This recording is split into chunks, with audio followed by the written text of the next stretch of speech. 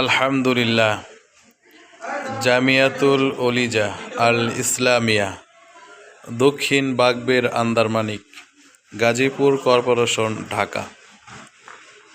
আমার এই কৃতী ছাত্র অর্জনকারীদেরকে আল্লাহর ঐশী কালামুল্লাহ তাদের হাতে তুলে দেওয়া হলো। সবাই খুব আনন্দ, তাই না? সবাই বলেন আলহামদুলিল্লাহ।